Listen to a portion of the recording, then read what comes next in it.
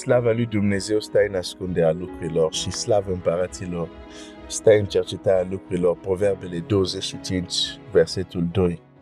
Mulțumesc lui Dumnezeu pentru această săptămână, pentru ceea ce am revăzut în Scriptură, un principiu important din împărație care e conținut chiar în frazele care Domnul Iisus le spune atunci când zice: cine primește un proroc în numele unui proroc va primi răsplata unui proroc. Modul cum percepem, cum vedem lucrurile este foarte important. Vorbim de Vasti care nu a deosebit în acel moment că de fapt porunca venea de la împărat și nu venea de la soțul ei.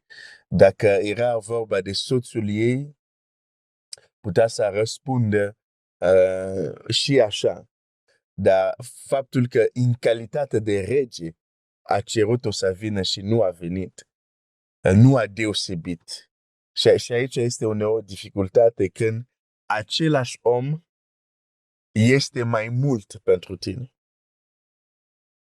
Când același persoană reprezintă mai mult. De exemplu, în cazul lui Vasti, împăratul era și împărat, dar era și soțul ei.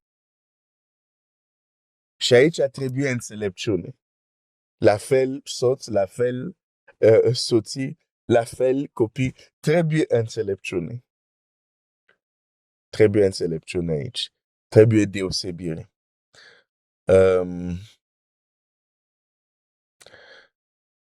Vreau să vorbesc despre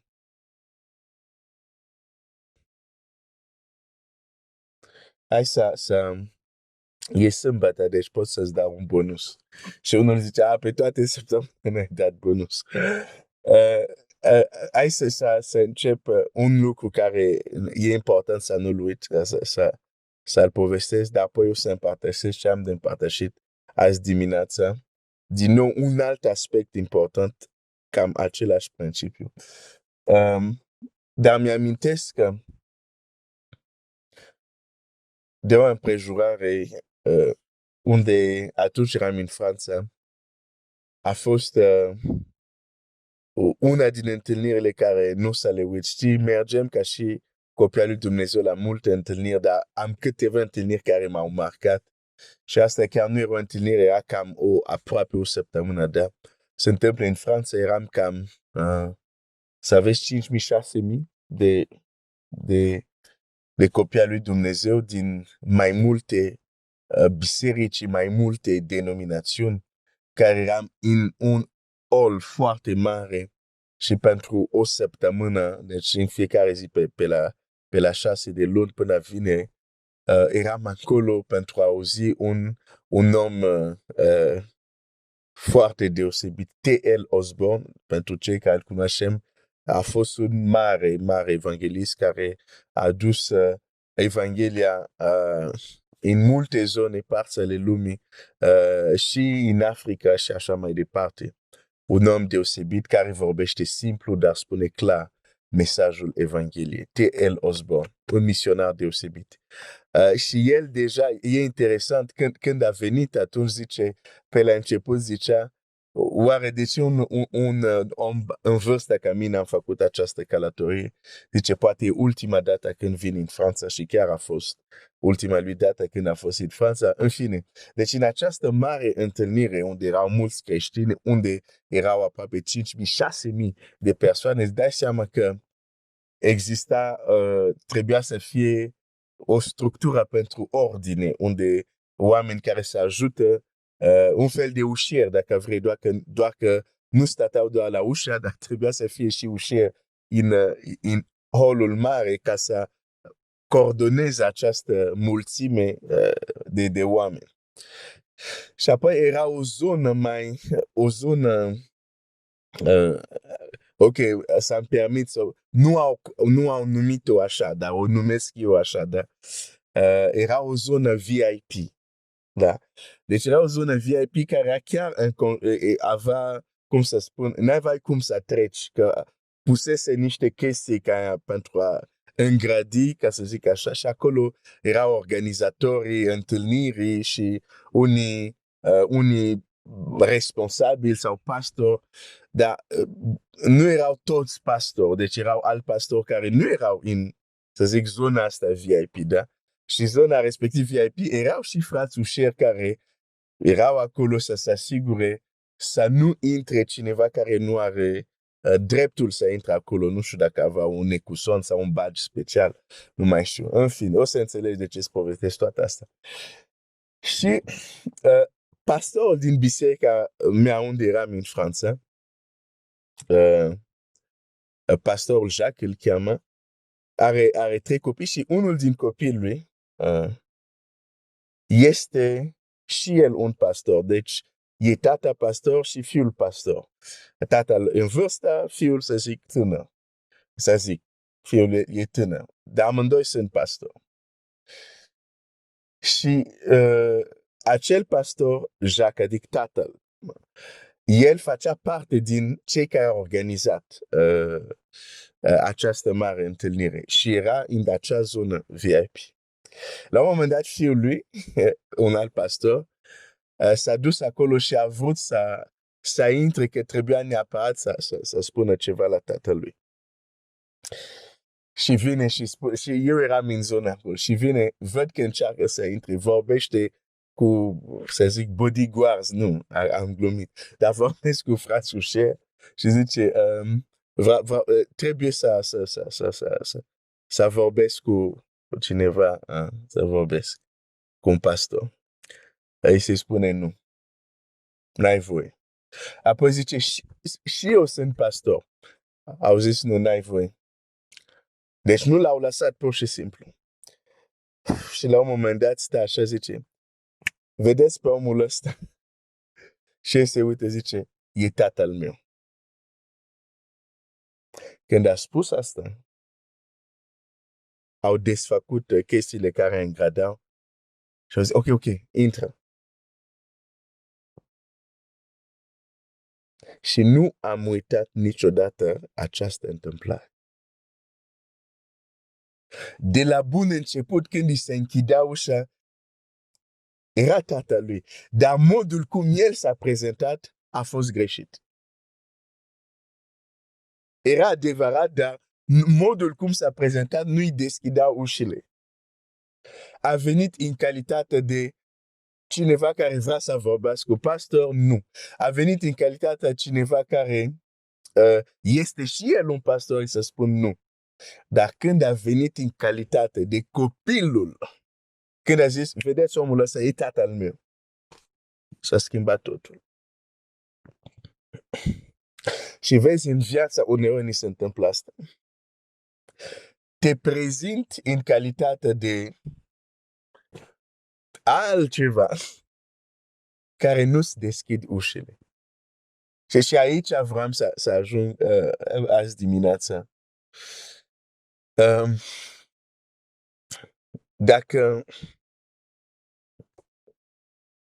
Dacă nu învățăm, știi, poți să te duci să te rogi în calitate de, eu de exemplu pot să mă rog în calitate de glen. Pot să mă rog în calitate, sunt creștin.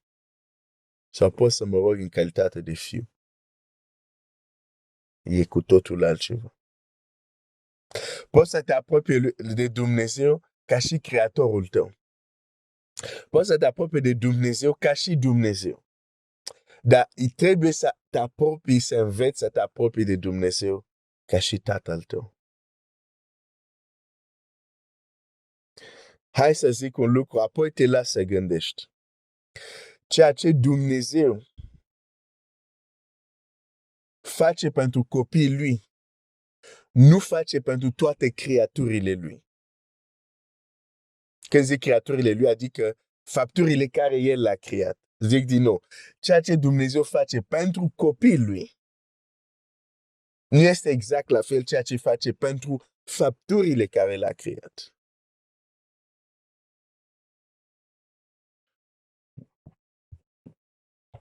O să citesc un text. O să citesc un text din Ioan 20, versetul 15. E așa frumos. Ioan 20, versetul 15. 15. Sau să zic 14, ca să vedem tot ce se întâmplă aici. După ce a zis aceste vorbe, s-a întors și a văzut pe Iisus, stând acolo în picioare, dar nu știa că este Iisus. Femeia i-a zis Iisus, de ce plângi? Pe cine cauți? Ea a crezut că este grădinarul. Ea a crezut că este grădinarul. Poate într-o zi te vei întâlni cu Iisus, dar nu vei ști că e Iisus. Vei crede că este grădinarul. În fine, asta e altă temă. Și i-a zis, Domnule, dacă l-ai luat, spune-mi unde l-ai pus și mă voi duce să-l iau. Iisus a zis, Marie. Ea s-a întors și a zis în evreiește, Rabuni, adică învățătorule. Când a văzut omul, nu l-a recunoscut. Când omul, grădinarul în ochii ei, dar când cel care credea că este grădinar, când i-a zis numele, automat, a zis nu. Asta este învățător. A recunoscut modul cum i-a zis numele. Oile cunosc vocea mea, zice Scriptura. În fine, și mai zice Scriptura, sunt cel care te chem pe nume. Dar ajungem la versetul 17 și uite aici. Nu mă ține, i-a zis Iisus, căci încă nu m-am suit la tatăl meu. Ci du-te la frații mei și spune-le că mă sui la tatăl meu și tatăl vostru, la Dumnezeul meu și Dumnezeu vostru. De ce trebuie să aici să vorbească de ambele? Putea nu doar să zică Dumnezeu, sau să zică doar Tatăl. De aici Domnul Iisus arată foarte clar că credinciosul mereu trebuie să aibă în vedere aceste două dimensiuni a relației lui cu Dumnezeu. Avem nevoie de ambele. Din păcate, pentru mulți creștini, Dumnezeu e doar Dumnezeu. Da, putem cânta Tată în cântare, dar în realitatea vieții de zi cu zi, nu pentru că zici Tată în rugăciunea ta sau în cântecele tale, că este o realitate că Dumnezeu e Tatăl tău cu adevărat. Mulți copii, Dumnezeu e Dumnezeu pentru ei. Nu aș da exemple. Acum nu vreau să dau exemple, pentru că unele exemple sunt prea de tot. Dar îți zic doar următorul lucru. Sunt creștini care au anumite gânduri despre Dumnezeu. Că Dumnezeu ar face aia. Că Dumnezeu ar proceda așa. Ei gândesc asta despre Dumnezeu. Tu singur să-ți dai seama despre ce vorbesc. Ei gândesc anumite lucruri despre Dumnezeu. Că Dumnezeu face aia. Că Dumnezeu face asta. Că Dumnezeu îți dă asta. Ei gândesc asta despre Dumnezeu, dar niciodată nu le trece prin cap că propriilor părinți pământesc, chiar dacă ar avea puterea lui Dumnezeu, nu le trece prin cap că părinții lor l-ar face așa ceva. Și totuși când e vorba de Dumnezeu, ei cred asta despre Dumnezeu. Pentru că pentru ei Dumnezeu e doar Dumnezeu. Nu este și Tată. Și totuși Domnul zice, voi care sunteți rei, și să dați lucruri bune copiilor voștri. Există copii, cu atât mai mult Tatăl, există copii al lui Dumnezeu care nu cred că Dumnezeu poate să le dea ceva bun. Cu adevărat. Există copii al lui Dumnezeu care se vor chinui cu probleme și situații. O să zic că doar o să răbd. Dar nu se gândesc că Tatăl lor poate interveni. Dar avem nevoie de ambele. Și apoi unii poate văd doar partea asta, Dumnezeu e Tată. Și nu-l mai cistesc ca și Dumnezeu. Dar aici Domnul Iisus începe pentru a spune, mă sui la Tatăl, care este și Tatăl vostru. Apoi zice, la Dumnezeul meu, care este și Dumnezeul vostru. E important să știm asta. E și Tatăl, e și Dumnezeu.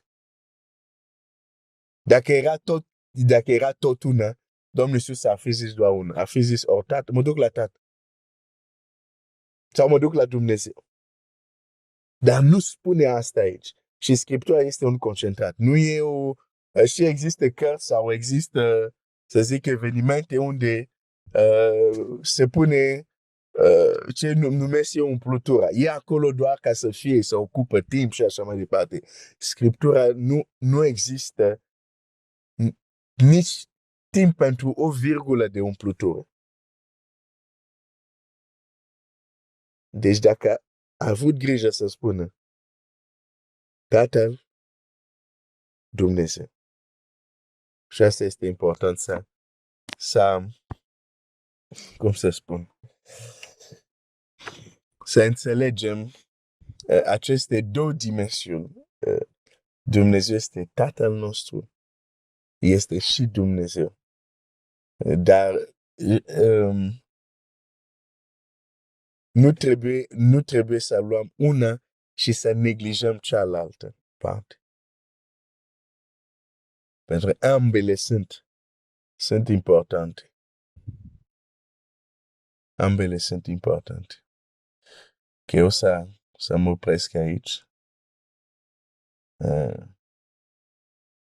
Dar cred că e bine pentru săptămâna asta să mă opresc aici. Este un text în Malachi unde Dumnezeu zice, dacă sunt Tată, unde este cinstea care mi se cuvine?